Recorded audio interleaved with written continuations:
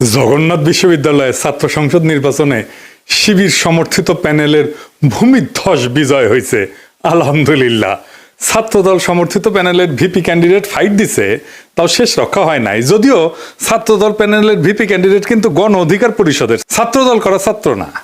শিবির সমর্থিত প্যানেলের জন্য শুধু না, এটা জগন্নাথ বিশ্ববিদ্যালয়ের জন্য একটা ইতিহাস যে এটা জগন্নাথ বিশ্ববিদ্যালয়ের প্রথম ছাত্র সংসদ নির্বাচন।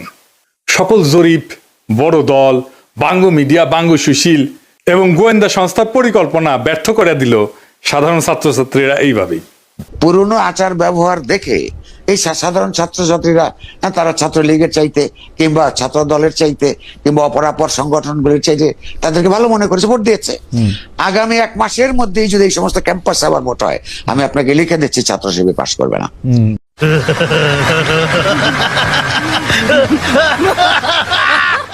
ইদানিং তো আবার জরিপ চলতেছে। জরিপে দেখা যায় বিএনপি ছাড়া কথা নাই। 70% লোক নাকি বিএনপির ভোট দিবে। এমিনেন্স একটা জরিপ করেছে, ওর মালিক আমার মেডিকেলের 3 বছরের জুনিয়র জাসদ করেছিল। ওর এনজিও হেলথ নিয়ে কাজ করে ওই এমিনেন্স। এখন নতুন ধান্দাবাজিতে নামিছে। শামিম শুনো, 70% লোক বিএনপির ভোট দিবি, হদ দিবি, পাশা পাইতে দিলে হোগাত ছাপ্পা দিয়ে দিবি, ব্যালটে দিবি পাবলিকে। এই জগন্নাথের ইলেকশন নিয়েও জরিপ করেছিল, কইছিল ছাত্রদল জিতবি।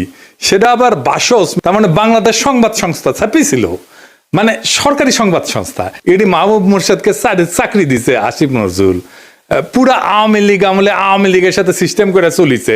মাঝে মাঝে কুরকুরে নিয়ে উঠলে আমার নিয়ে স্ট্যাটাস মারতো। এটা আছে না, সুশীল গেরে একটা কুরকুরে নিয়ে আছে, পিনাকিরে নিয়ে স্ট্যাটাস মারে, আসলে আওয়ামী লীগ, কিন্তু মাঝে মাঝে আবার ভাব দেখায় আমি আওয়ামী লীগ না।